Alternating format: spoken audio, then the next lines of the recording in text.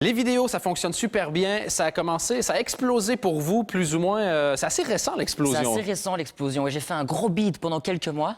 Et puis, pendant le blocus, j'ai fait des vidéos sur les étudiants. Et pendant le blocus, paradoxalement, c'est là qu'ils sont le plus souvent connectés. Du coup, la rencontre des deux a fait que je me retrouve ici ce soir. Oui, félicitations. Quand on voit le nombre de fans sur votre page, on parle d'environ 200 000. Les vidéos sont vues. Il y a plusieurs dizaines de millions de views pour les vidéos que vous avez faites. Au total, vous en faites à peu près 8 par jour. Oui, c'est vrai. Et à 2, 3, 4, 500 000 la vidéo, forcément, ça va assez vite. Est-ce que vous avez reçu des offres de gens qui font « Ah, succès! » J'ai un cheveu... Excuse-moi. Il n'y a pas de problème, on est... Voilà. Bientôt les tutos beauté avec, voilà, avec Guillaume.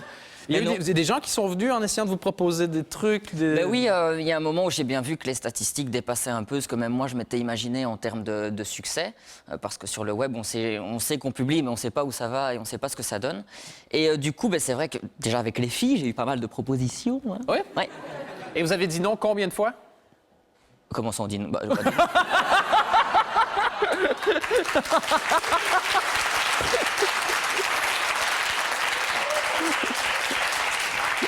J'ai pas votre expérience de succès sur le web, donc je pose des questions. Mais non, mais tu sais que si tu ne te trouves pas beau, ce qui n'est pas votre cas, hein, Dan, ou ton cas, tu fais des vidéos et si elles marchent, tu deviens... Canon? Oh, canon.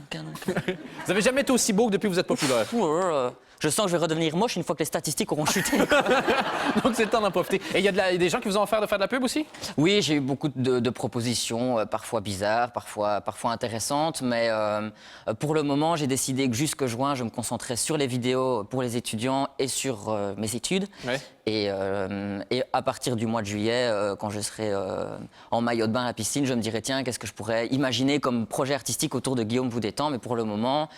pas commencer à s'enflammer. Le web, ça monte très vite, mais la descente peut être tout aussi rapide. Donc, c'est super chouette de vous voir, de voir autant de succès et ça pourrait monter à la tête de n'importe qui. Vous avez l'air de vraiment gérer ça en disant, mais c'est agréable, voyons voir. Mais il y a ma maman juste là qui souffle le texte. Hein.